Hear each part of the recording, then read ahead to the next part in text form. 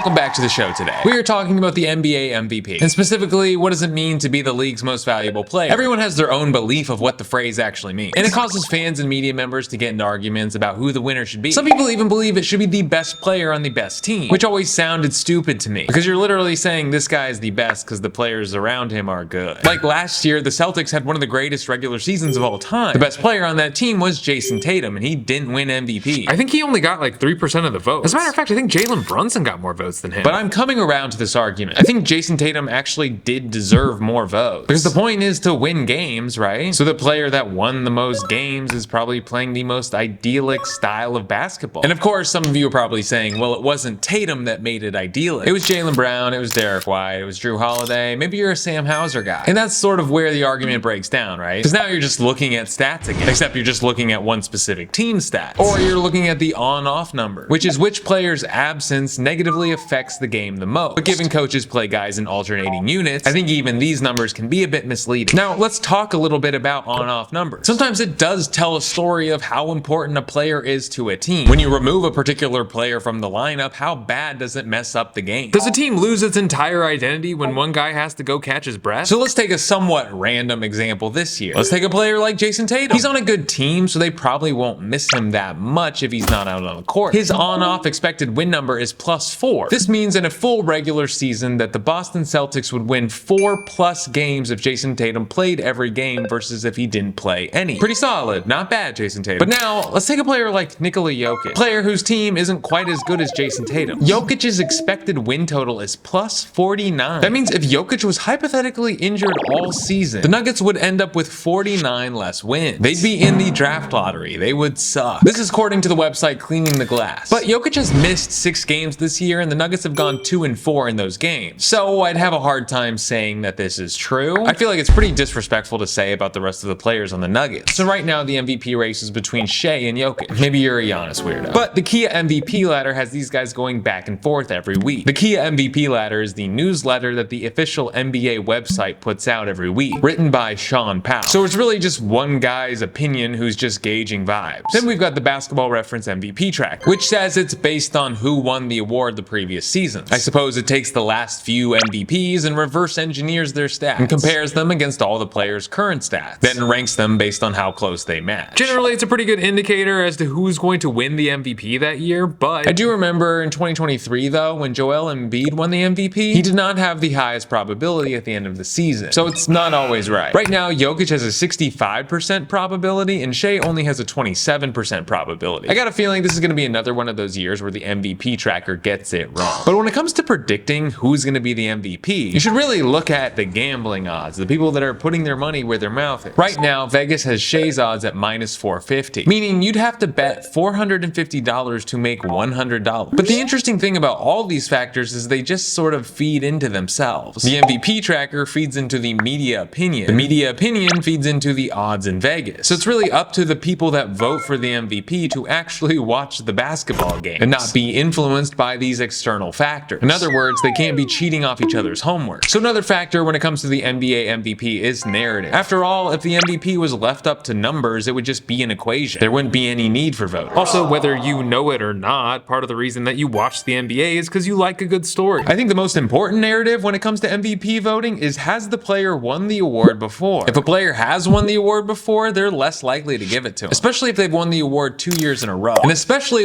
if they haven't won a championship in those MVP years. Let's take a few examples. LeBron James won his first MVP awards in 2009 and in 2010, but at this point he hadn't won a championship yet. So Derrick Rose won the award in 2011. LeBron statistically had a better season in most categories. He also made first team all defense that year. D-Rose averaged 0.07 more assists, and the Bulls had a few more wins than the Heat. But it's widely regarded that LeBron James had an MVP season and Derrick Rose didn't really. Some people even think Dwight Howard had a better case than Derrick Rose. It doesn't seem like you can win 3 MVPs in a row without winning a championship. Same thing happened to Jokic as well. In 2023, Joel Embiid had a really incredible season, but I think if you compared Jokic and Embiid's numbers without the prior knowledge that Jokic had won the last 2 MVPs, they probably would have given it to Jokic. And I get it, I understand this. It's weird if a guy is winning MVP after MVP, but his team never wins the championship. He'd be building a case against himself that while his style of play looks good on paper and on the court, it doesn't amount to rings. A lot of people say Michael Jordan Jordan should have won more MVPs. He has 5 of them, but he never won 3 in a row. The first one people think Jordan should have won was in 1993. Charles Barkley won the award instead. Barkley had just been traded to the Suns that year in the West and brought them to the top of the conference. He finished with a better record than the Bulls. Barkley was also funny and charismatic. People liked him more than they liked Michael Jordan. His stat line was pretty good, 25, 12, and 5, but Michael Jordan was the better player, and it really wasn't even close. His stats were better, his defense was better, he'd won 2 championships the years before, and that was his 7th year in a row winning the scoring title. Voters were obviously just sick of Jordan. It proves that voter fatigue is real. Even if another person has a mild case, it seems more credible. Also, Michael Jordan lost the MVP to Karl Malone in 1997. Malone was an incredible player, but again, his stats weren't even close to Michael Jordan. Also, the Bulls had a better record than the Jazz. It was the 2nd best record of all time, only to be beaten by the Bulls the previous year. And that was the problem. Michael Jordan wasn't competing against other players for the MVP. He was competing against himself at this point because his stats weren't as good as they were from the previous year. People considered it a down year for Michael Jordan, even though it was better than all the other players in the league. So the NBA MVP isn't an award for the best basketball player in the NBA. Maybe it's supposed to be, but it's not now. If you look at the patterns throughout history, NBA MVP voters don't want to give the award to a guy too many times, especially years in a row. They want to break it up. They want different faces to represent an era of basketball. Having a Derrick Rose MVP year is more interesting to them than half a decade where LeBron just won the thing over and over and over again. I don't believe that guys like Harden, Westbrook, or Iverson would define their eras if they hadn't won MVP awards. I think this is why Shaq is still salty about losing the MVP to Steve Nash in 2005. Shaq believes, given his place in the cultural history of the NBA, he should have more than one MVP award to validate his significance. And to be honest, it is a little weird given how much we talk about Shaq and Kobe who have one MVP in comparison to how little we talk about Tim Duncan and Steve Nash who have 2. So I would say 4 out of 5 basketball fans, if you ask them, would say that Jokic is the best player in the world. But if you look at all the signs of who's going to win the MVP this year, it's Shai Gilgeous-Alexander. It's because Shai's been in the voting the past 3 years. He finished 2nd last year, and his team is having an incredible season this year, and he's the focal point of that team. He is by far the best player on that team. So SGA winning MVP and raising the Oklahoma City Thunder up to a place where they haven't been since KD, Russ, and Harden were there is way more interesting of a story than Nikola Jokic winning it for the 4th time. Jokic is my favorite player, but I would really feel strange if it didn't go to Shai this year. Thank you for being here. I think this might have been a suggestion.